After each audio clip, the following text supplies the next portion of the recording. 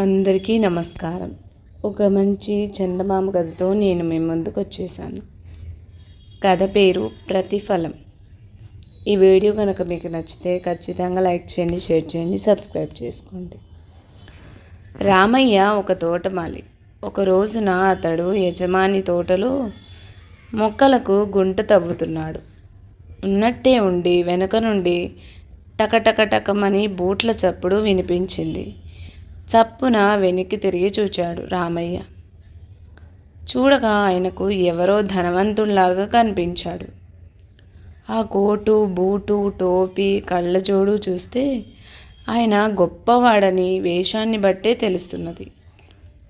రామయ్య లేచి నించుని ఆయనకి నమస్కరించాడు. అబ్బాయి, తోటమాలి రామయ్య నీవేనా అని అడిగాడు ఆయన. అవునండి బాబు అన్నాడు రామయ్య.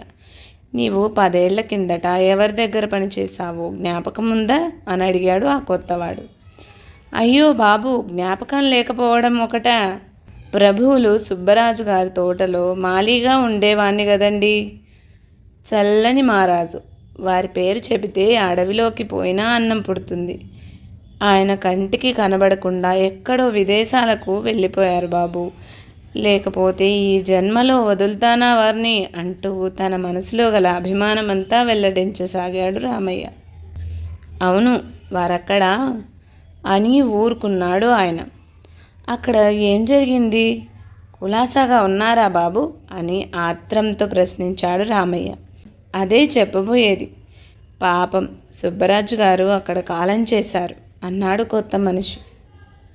ఈ మాటలు వింటూనే రామయ్య ఒక్కసారి గతుక్కుమని ఎంతగానో విలపించాడు. కొంతసేపటికి రామయ్య తేరుక, ఆహా, మా సుబ్బరాజు గారి వంటి మనిషి ఈ లోకంలోనే లేరు, ధర్మప్రభు అంటూ యజమానిని పొగడడానికి ఆరంభించాడు. తర్వాత ఆ వచ్చిన ఆయనను, బాబు, వారు మీకు బంధువులా అని అడిగాడు రామయ్య. అందుకైన కాదు, నేను వారి వకీల్ను. రాజుగారు చనిపోయే ముందు ఒక వీలునామా వ్రాశారు. అందులో మన ఊరి పాఠశాలకి, వైద్యశాలకి, గ్రంథాలయానికి, ఇంకా ఎన్నో సంస్థలకు ఆయన భూ విరాళాలు ఇచ్చి ఉన్నారు అని వర్తమానం చెప్పాడు. తోటమాలి రామయ్య ఈ వార్త విని మనసారా ఆనందించాడు. అటు తర్వాత వకీలు తన కోటు జేబులో నుంచి ఒక సంచి తీసి, అబ్బాయి రామయ్య, ఇదిగో, దీనిని నీకు అందజేయమని నా ద్వారా రాజుగారు అని చెబుతూ సంచి వానికిచ్చాడు. అది చూడటంతోనే రామయ్య నివ్వెరపోయాడు. అది ఒక సీలు వేసిన సంచి. దానిని తెరవటం ఎలాగో సత్యకాలపు రామయ్యకి తెలియనే లేదు. అందుకని, బాబు, ఇదేమిటో కాస్త చూసి పెట్టండి అని వకీలు గారినే కోరాడు. ఆయన సీలు విప్పి తెరిచి చూడగా అందులో 2000 రూపాయలున్నాయి. రామయ్య తన కళ్ళను తానే నమ్మలేకపోయాడు. వణుకుతున్న చేతులతో ఆ సంచి అందుకొని వకీలు గారికి నమస్కరించి గుడిసెకు చేరుకున్నాడు. ఒక్కసారిగా అంత సొమ్ము కళ్ళ చూడటం రామయ్యకి ఇదే మొదటిసారి. నిజానికి ఇది అతను కలలోనైనా తలపరాని విషయం. యజమాని సుబ్బరాజు గారు విదేశానికి వెళ్ళకముందు వారికి రామయ్య తోటమాలి. రామయ్య మంచి నమ్మకస్తుడు. మరి రాజుగారు వెళ్ళిన తర్వాత వారి వ్యవహారాలన్నీ ఒక గుమాస్తా చూస్తూ ఉన్నాడు. ఆ గుమాస్తా భలే టక్కరి. రామయ్యకు అతనికి పడకపోవటం చేత రాజుగారి కొలువులో నుంచి రామయ్య వెంటనే తప్పుకోవాల్సి వచ్చింది. ఇప్పుడు రామయ్య ఒక మార్వాడి సేట్ తోటలో పనికి కుదురుకున్నాడు. ఆ యజమానికి గులాబ్ అని ఒక 10 ఏళ్ల కొడుకు. వాడు చురుకైనవాడు, అయితే గజదొంగ. ఆ కుర్రవాడు రామయ్య దగ్గర ఎక్కువ చనువుగా ఉండేవాడు. ముప్పొద్దుల రామయ్య పూరి గుడిసె దగ్గరే ఆటలు పాటలున్ను. రామయ్యకు సంచి చేతికి రాగానే పెద్ద సమస్య పట్టుకుంది. వాడి గుడిసెకు తలుపులు లేవు, ద్వారబంధాలు లేవు. చూడబోతే గులాబ్ ఎప్పుడు ఇక్కడనే మసులుతూ ఉంటాడు. వాడిని రావద్దనటం ఎలా? ఈ విధంగా రామయ్య శతవిధాలా ఆలోచించి ఆనాటి సాయంకాలం ఎవళ్ళూ లేకుండా చూసి తోటలో పెద్ద రావి చెట్టెక్కి దాని త్వరలో తన సంచి దాచివేశాడు. ఇంటికి వెళ్ళిపోయాడు. ఇక పర్వాలేదని రామయ్య ధైర్యపడ్డాడు. తర్వాత యజమాని వద్దకు వెళ్ళి, బాబూ, నేను ముసలివాణ్ణైపోయాను, మా ఊరు పోతాను, అక్కడనే కాలక్షేపం చేసుకుంటాను, సెలవిప్పించండి అని చెప్పిపోదామని ఊహించాడు రామయ్య. మరునాడు రావాల్సిన జీతం అడిగి తీసుకొని ఉదయాన్నే ఊరికి పోదామని ప్రయాణం పెట్టుకున్నాడు రామయ్య. మళ్ళీ ఎవరు చూడకుండా చెట్టు తొరల్లో పెట్టిన తన సంచి తీసుకుని వాళ్ళ ఊరు పోయి సుబ్బరాజు గారు అనుగ్రహించిన ఆ సొమ్ముతో సుఖంగా బ్రతకవచ్చు కదా అని వాడి ఆశ. రామయ్య ఆశించాడే కానీ కథ అడ్డం తిరిగింది. అంతా మరో విధంగా జరిగింది.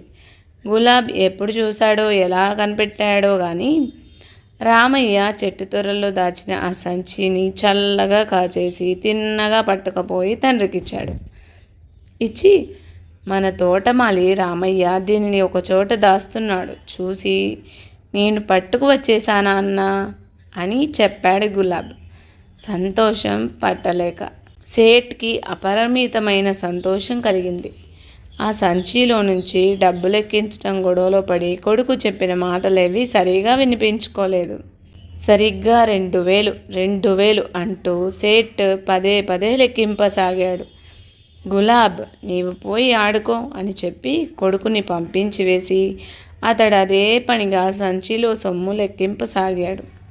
ఆ రాత్రి రామయ్య యజమాని వద్దకు వచ్చి, బాబు, నేను అత్యవసరంగా మా ఊరికి పోవలసిన పని పడింది, మళ్ళా ఎప్పుడు వచ్చేది చెప్పలేకుండా ఉన్నాను, సెలవిప్పించండి అన్నాడు. అందుకు యజమాని, రామయ్య, సరే, బయలుదేరే ముందు వచ్చి నీకు రావాల్సింది పట్టుకుపో. అయితే చూడు, ఈ ముసలికాలంలో నీకు ఇంత విశ్రాంతి గల నౌకరి మరో చోట దొరకటం కష్టం సుమా. ఏమైనా 10 ఏళ్ల నుంచి కనిపెట్టుకొని ఉంటున్నావు. ఇవాళ మమ్మల్ని విడిచిపెడతావంటే చాలా విచారంగా ఉంది అన్నాడు, ఎంతో అభిమానం ఉట్టిపడుతూ. పైకి ఇలా విచారం వెల్లడించాడే కానీ వీడి 2000 మనకి దక్కినాయి కదా. ఈ రోజుతో వీడి పీడ వదిలితేనే అన్ని విధాలా మంచిది అని తలచి లోపల సేట్ ఎంతగానో సంబరపడిపోతూనే ఉన్నాడు. మరునాడు ఉదయాన్నే రామయ్య జీతం తీసుకొని పిట్టకు తెలియకుండా పెద్ద రావి చెట్టు దగ్గరకు చేరుకున్నాడు. త్వరలో తన సంచి చెక్కు చెదరకుండా పెట్టినది పెట్టినట్టే ఉండటం గమనించి రామయ్య సంతోషించాడు. ఆహా, ధర్మం 4 పాదాల నడుస్తున్నది కదా అని మనసులో తృప్తిపడి రామయ్య తనకు బహుమతిగా లభించిన సంచి పట్టుకొని ఊరికి వెళ్ళిపోయాడు. తర్వాత గులాబ్ తండ్రి వద్దకు వచ్చి, నాన్న, రామయ్య ఎంత నిర్భాగ్యుడు, తానేమో చాలా తెలివిమంతుడని మురిసిపోయాడు. వాణ్ణి బోల్తా కొట్టించావే, సంచి ఎప్పుడు కనబడలేదో అప్పుడే వాడు ప్రాణాలు వదిలేసి ఉంటాడు ఆ అమాయకుడు అని అన్నాడు. ఇందుకు సేట్ చిరునవ్వు నవ్వి కొడుకును చేరదీసుకొని, ఒరే నాయనా గులాబ్, నేను ఆ సంచిని ఎక్కడ దాచానో హరిహర బ్రహ్మాదులకు కూడా తెలియదన్నమాట. అటువంటిది పిచ్చి పుల్లయ్యగాడు రామయ్యకా తెలిసేది అని చెప్పి మళ్ళీ నవ్వాడు, తన ప్రజ్ఞకి పొంగిపోతూ.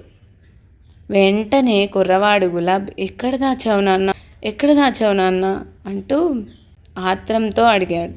సేట్ కుర్రవాడిని ఇంకా దగ్గరకు తీసుకుని చెవిలో ఈ రహస్యం చెప్పాడు. అబ్బాయి, ఎవళ్లకు తెలియనివ్వకు, జాగ్రత్త. మన తోటలో తూర్పు దిక్కున పురాతనం నుంచి ఉన్న పెద్ద రావి చెట్టు తెలుసు కదా, దాని తొర్రలో దాచిపెట్టాను అన్నాడు. ఈ మాటకు గులాబ్, అయ్యయ్యో, రామయ్య దాచింది కూడా అక్కడే నాన్న, నేను చూసి తెచ్చింది ఆ చెట్టు తొర్రలో నుంచే అంటూ కుప్పకూలిపోయాడు.